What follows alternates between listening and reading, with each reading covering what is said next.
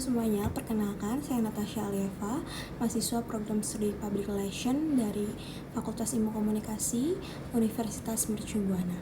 Melalui video ini saya ingin berbagi refleksi kritis dan argumentatif mengenai pentingnya etika dalam profesi komunikasi, khususnya di era digital yang semakin kompleks dan dinamis.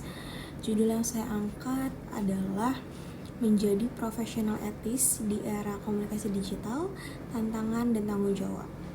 Sebagai generasi muda yang akan terjun ke dunia profesional, kita tidak hanya dituntut untuk memiliki keterampilan komunikasi yang baik, tetapi juga pemahaman mendalam mengenai nilai etika yang harus dijunjung tinggi di setiap praktik komunikasi.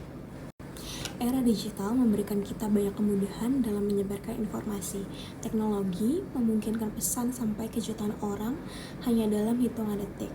Namun di balik kemudahan tersebut muncul berbagai persoalan etika yang semakin kompleks.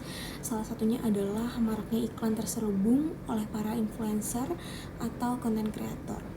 Mereka kerap kali mempromosikan suatu produk tanpa terlebih dahulu mengecek keaslian produk, keamanan, atau legalitasnya. Bahkan, tidak sedikit yang menyembunyikan fakta bahwa mereka dibayar untuk melakukan video promosi tersebut. Sebagai contoh, kita sering melihat promosi produk kecantikan atau suplemen yang tidak memiliki izin resmi dari BPOM, namun dipromosikan seolah-olah aman dan terbukti efektif. Hal ini tidak hanya menyesatkan publik, tetapi juga membahayakan keselamatan konsumen. Masalah seperti ini menunjukkan bahwa kebebasan berekspresi di media sosial harus dibarengi dengan tanggung jawab etis agar profesi komunikasi tidak kehilangan kepercayaan dari publik. Untuk memahami tantangan etis ini, saya menggunakan dua pendekatan etika yang relevan. Yang pertama ada etika deontologi dan yang kedua etika kebajikan. Etika deontologi sendiri berasal dari filsuf Jerman Immanuel Kant. Dalam pendekatan ini, suatu tindakan dianggap bermoral apabila didasari oleh kewajiban, bukan hasilnya. Kant mengajarkan prinsip imperatif kategoris, yakni bahwa seseorang harus bertindak sesuai prinsip yang bisa dijadikan hukum universal.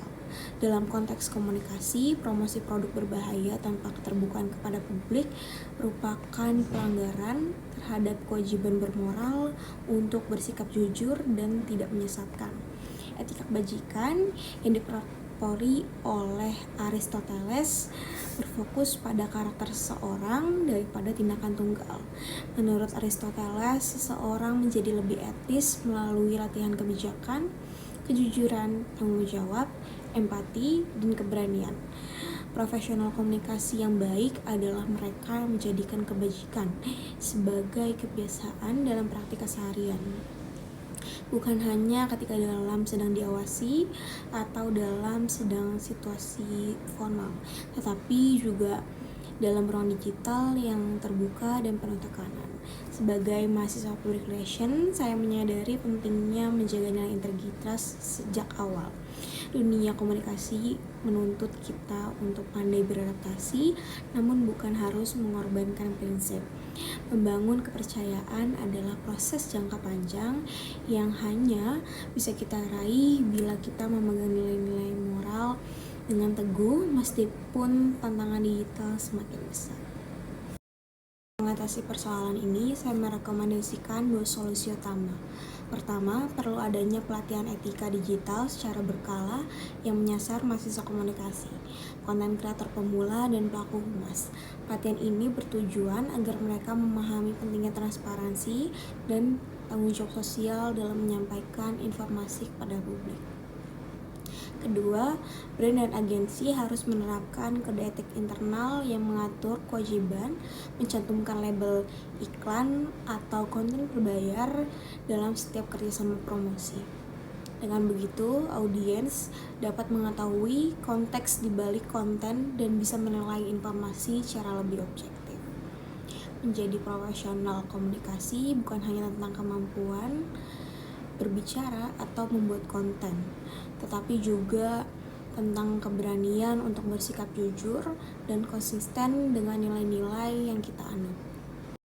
Sebagai penutup, saya ingin menekankan bahwa menjadi komunikator di era digital adalah sebuah tanggung jawab besar.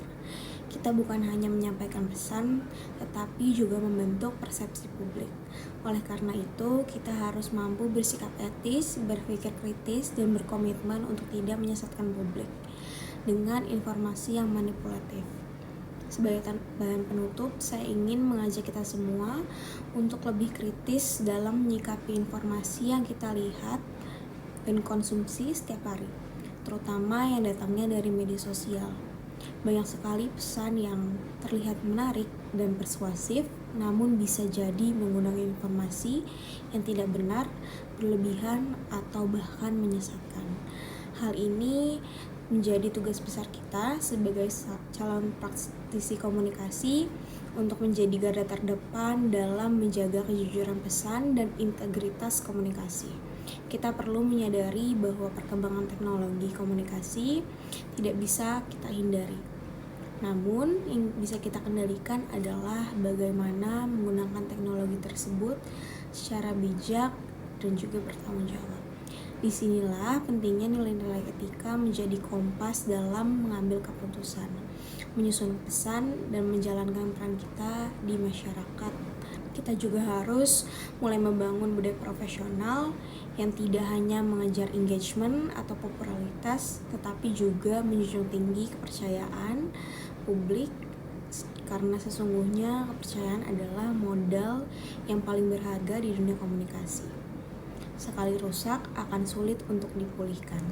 Terakhir, saya ingin mengajak seluruh mahasiswa dan calon praktisi komunikasi untuk memulai menanamkan nilai-nilai etika sejak dini, mulai dari hal-hal kecil, tidak menyebarkan hoaks, tidak manipulasi informasi, dan selalu menyampaikan pesan dengan niat baik dan transparan.